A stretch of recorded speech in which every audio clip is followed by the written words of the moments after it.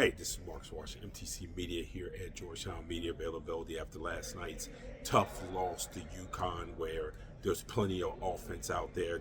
Defensively, they weren't very good as far as paying attention to detail, and we all know on the boards they were pretty bad. 30-second chance points for the Huskies last night. Tough loss. You know, this team is pretty banged up, and we had a great chance today to talk to Coach Cooley, and here it is. All right, and let's start with Patrick Stevens. And how do you feel like you guys have managed here the last couple of games without Thomas, knowing he's not going to be back? And I know offensively you've actually played a little bit better, maybe defensively certainly not. But how has this adjustment taken place on the fly? Well, it's not just losing Tommy. I mean, obviously it's the know-how of Caleb as well. I mean, losing a rim protector. You know, we feel with him in the game, with Peavy in the game, Caleb in the game, defensively, we have some physicality. So we've lost a little bit of our physicality at those two positions, in particular with Thomas being a rim protector, being somebody you really have to prepare for Thomas in the scouting. The floor is a little bit more space, so we're scoring a little bit more, but I think we're giving up another 15 or 16 points. So, and we're scoring enough to win the game, but our concentration and discipline defensively just hasn't been there. Our connectivity defensively just hasn't been there, and that's what we're trying to address. You know, you're playing some guys that haven't played long minutes that are now playing long minutes, so all the mistakes that we're making programmatically are normally mistakes that you would make in November, early December to clean up by the time you get to league play. So, you know, we just need a little bit more game coverage, right? And hopefully we can get Caleb back, for this weekend, because we're definitely going to need him on know-how, right? It's a freshman who plays over 30 minutes a game in Big East play. So, you know, hopefully that gives us a little bit more continuity defensively. With a senior day situation, it's Peavy's day, basically. Yeah. Usually you think of a guy that's been here for 2, 3, 4 years. How much of an impact has he had on what you're going to be long-term, just simply having been here? I think Mike has really put a standard on what it is to be a great two-way player for us in the short term of our tenure here. Those are the type of guys you're going to want to try to target. But his character off the floor, he's great in the locker room. He's a really good leader. But again, if we could have 2 or 3 of him on each team that I'm going to coach, we're going to find ourselves in some really, really good situations. He's just getting better and better and better and better. Like, again, and I'll say this, I don't know if there's somebody in the country the month of February that played better than him statistically. But again, people get awards because they win. So our team has to win for him to be recognized a little bit more. But if you look at just statistically what he's done, tell me somebody who's statistically been better. I don't know if you can find a player in the country. How do you coach Fielder out of the dumb fouls that he gets, and then when the real fouls come, he gets, Yeah, it's a different game for him when he has to play that amount of minutes at the center position. I think he's developed, but the physicality of it, right? He's still 230 pounds, so at that position is pretty light. But again, defensive discipline, like the really bad fouls, we got to try to eliminate. What has been the root of the problem, especially last night with the second chance points? Is it effort? Is it execution? Is just leakage? What is it? I think it's all. I think it's, to me, rebounding, defensive rebounding is a will and a want. And, it's not like we have a lot of size in the backcourt. Everybody got to be a participant. You got to be a seeker, right? There's people who avoid and people who seek. Seekers are kind of aggressive. They have a mindset of wanting to do that. And we got to get everybody to be on the same page to go get it.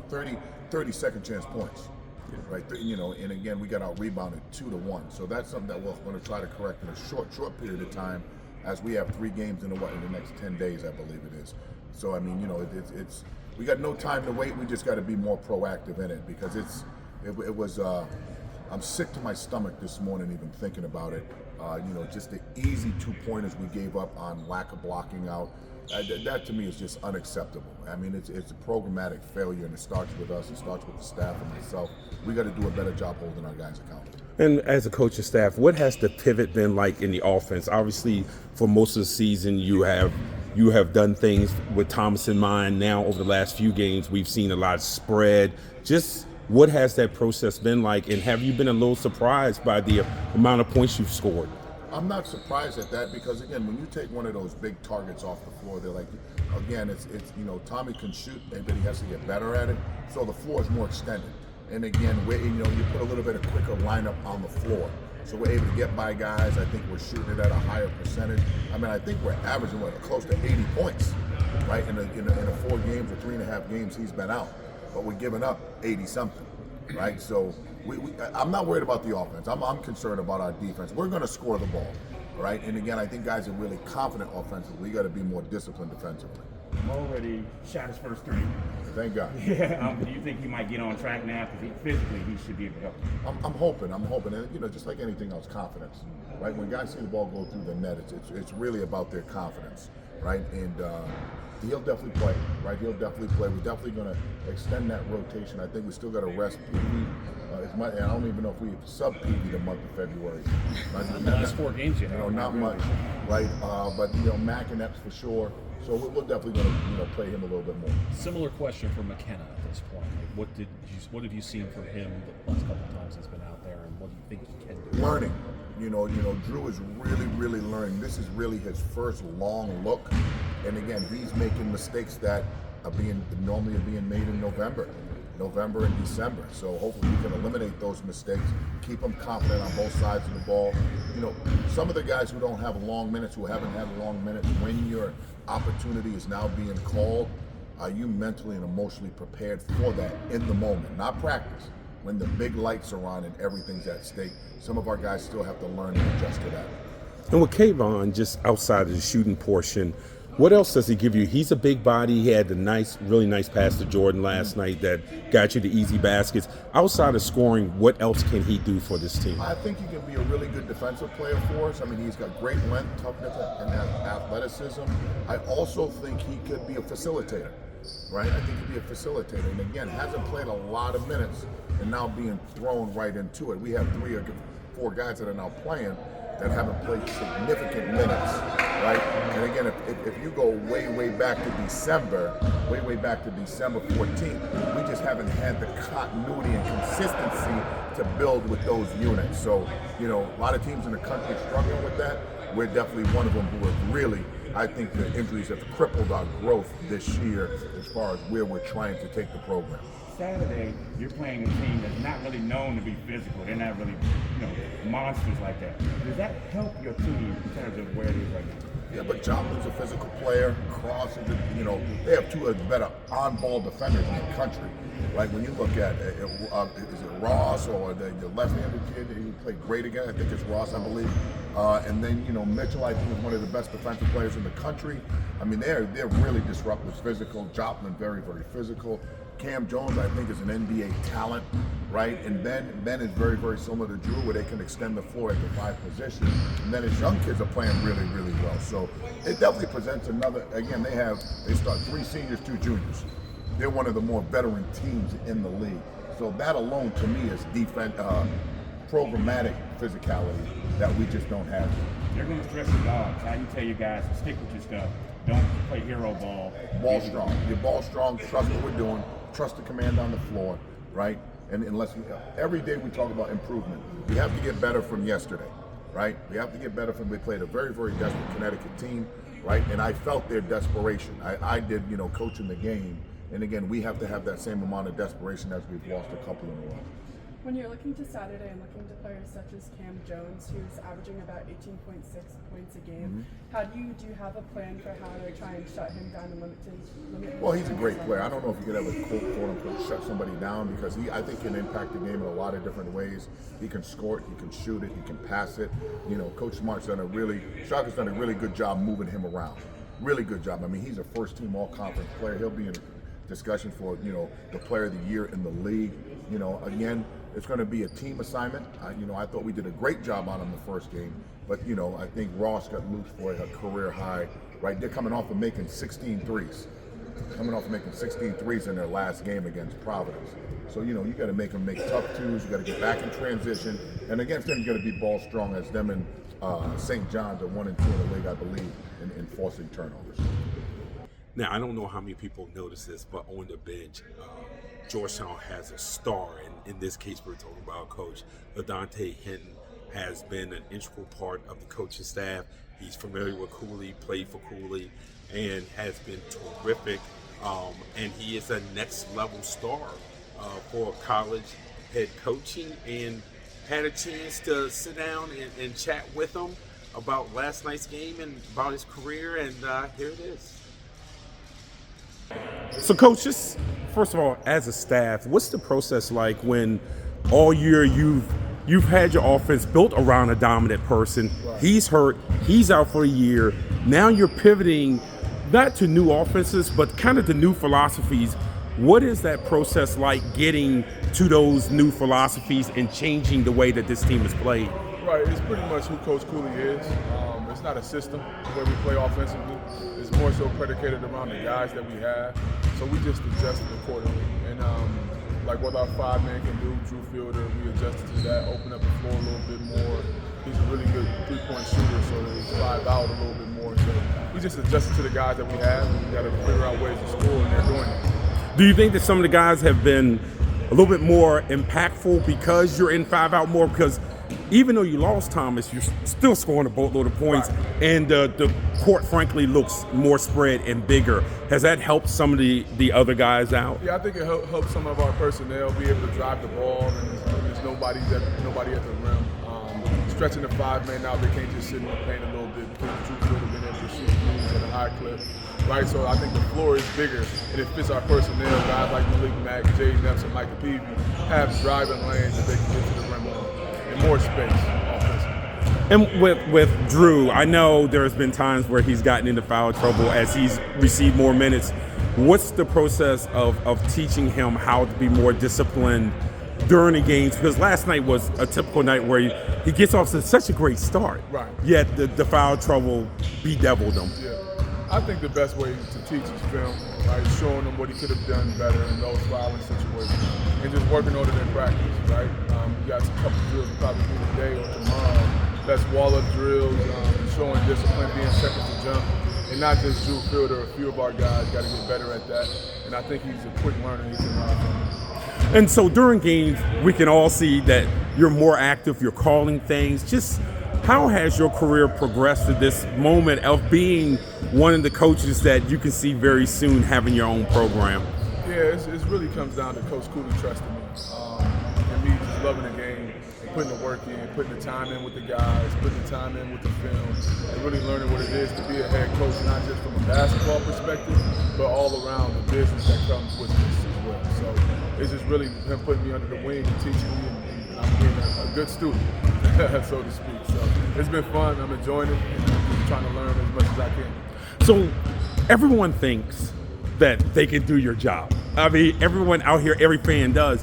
What are some of the things about your job that people don't know? Because they just kind of think you call plays, you sit on the bench, and you have practice. But we all know it's more than that. What are some of the things that people don't know? The sacrifices you make. It's very time consuming. The time that you got to put into the film, right? On your own time, when you're away from the job, when you're away from the facility, you still got to watch film and prepare yourself to be able to prepare these guys to be ready for these games. And the time that you're putting in with these guys, you really got to have a passion for it. You got to love it. And it can't just be a job for you. It got to be a lifestyle. And that's what it is for me. Like, I live, eat, sleep, and drink basketball, and I love doing it. Is there ever a moment where you miss playing? Sometimes when we're losing, I'm like, I wish I could get out there and kick some ass. But no, I feel like I'm living my purpose now more so than any time in my life, because I'm giving back to young men. And it's not about me, it's about others. I'm pouring into others. So I'm enjoying the process, and I'm enjoying every day. Being here with these guys and help teaching them and molding them and putting them in the right direction. Now, I'm sure the players, after a tough loss last night, they're kind of ready to move on. So we had a chance to speak with Peavy, Epps, and Mack, and we talked about some about last night, but also about the upcoming game with Marquette.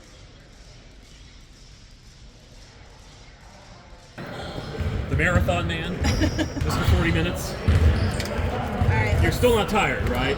No. Let's open with Patrick. You ready? But in all seriousness, you've got 4 40-minute games in a row, 12 of them on the season. Do you appreciate just how impressive that is that you've been able to be a contributor that much, game in and game out. Yeah, I just say that just goes with the work that I did with Coach White this summer and this off season, getting the extra sprints in and just the conditioning work we did. He said I was gonna have to play a lot, and I didn't think it was gonna be 40 minutes every game, but I can't complain. I feel like I'm in enough shape to do that, and my team needs me to. How do you prepare physically for that high minute total? Hydration. Just a lot. I mean, like I said, I mean, from the start of the season, I was doing extra sprints after practice and stuff, and like I said, hydration for real and sleep, you know. And I know these games, at the end of the year, I'm going to be playing these 5-minute games. You stay off the field as much as possible? I do. When you kind of look at the opportunity that was presented here, I know you wanted to be a bigger impact offensive player, but the off-the-court cultural stuff, how important has that been to you as well, kind of trying to leave an imprint that goes beyond this year? It's helped me a lot becoming a leader, and becoming a man in general, just because a lot of younger guys, they're coming to me with a lot of questions, and I'm able to answer those questions and lead by example. Doing the right things all around the court. Spin dribble as a weapon for you. Is that something you had pride in here, or you kind of boned up on it since you've been here? I've been using the spin dribble since I was a kid. A lot of my coaches didn't like it because, but I perfected it. I feel like, and I'm trying not to turn the ball over as much. What? Go ahead. Given the injuries and changes in the lineup throughout this entire season, do you think that Marquette has an advantage on Saturday, given that they've had the same 5 guys starting at the beginning of the season? I mean, I feel like you said, we've had injuries and we've been able to play through them. We're just gonna have to key in on their guys and play the right way, and play the game that we know how to play. We'll see you on Cam Jones. I mean, I don't know. I hope so. I like to guard the best player, and Cam Jones is their best player. But I mean, if the coaches want me to guard somebody else, I can do that. I just want to win the game. What do you think are the keys? You guys have been so good in spurts with and without Thomas, but not for 40 minutes at times like last night. What are the keys to get that for 40 minutes? I think yesterday we struggled a lot on rebounding, so we just got to on the defense and finish out possessions. I think the 20 out of the 30 seconds of each possession on defense, I think we're one of the best defensive teams in the country. It's just we got to finish it out, like I said, on the rebounding, and just play our game. It's like to have a second senior day. It's good. I get to have all my family come out here and watch me, so that'll be fun. When they were marching on y'all, they were separating themselves in the first half and in the second half. Did the guards kind of like get off script as well and just break it off a little bit? Say that one more time. Did the guards break it off when they were marching and they were extending themselves and you guys were under a little pressure? Did the guards break it off and take shots and not necessarily pull it off? I wouldn't say guards broke it off. I would say guys just trying to win, man. We got guys that play different roles on the team. People know their roles, so I would say that guards will always try to play their role, try to do their best to help the team. What do you see out there? They're a good team. They're experienced. They've been in a lot of good games that nationally ranked. So we got to be ready in the defensive end and be dialed in. Best perimeter defense you faced this year? I'm not sure. One of the things that Micah has done to kind of bring some maturity to everything in the program since He's a great player. He's experienced. He's been in a lot of high-level games. Just like you said, everything he does, to defense, to offense, to talking, to things off the court, it definitely brings a level of maturity to the team. Coach, how are you feeling physically right now? Considering that you missed a lot of games, you're getting yourself back in the shape. I feel good. Body sore, stuff like that. Just trying to get back and stuff like that, but I'm good overall. what can you do to kind of speed up? You were talking about defense earlier. You got guys playing now that maybe haven't played as much. Kind of speed up the learning curve for some of those guys here in the last week or so. I wouldn't say I really have an answer for that to speed it up. You gotta throw them in the fire, and they gotta be ready. That's just the nature of how it is and the situation that we're in. So I feel like I don't really have an answer for that. You just gotta throw them in the fire. They gotta be ready. As an old head on the team, do you treat them a little differently than the more experienced guys? Are you treat them with a little more kid gloves, a little more soft? The new players, the ones that don't have the experience, who don't understand. I wouldn't call it treating them differently. I would just call it giving them what they need. A lot of them need guidance and help on a lot of things. Because some things you just can't learn. You gotta go through it. So just trying to keep them on a path of not giving up. Everything is always going to go your way. So whenever they need help, try to be there for them and things like that. And whatever they can do to help the team.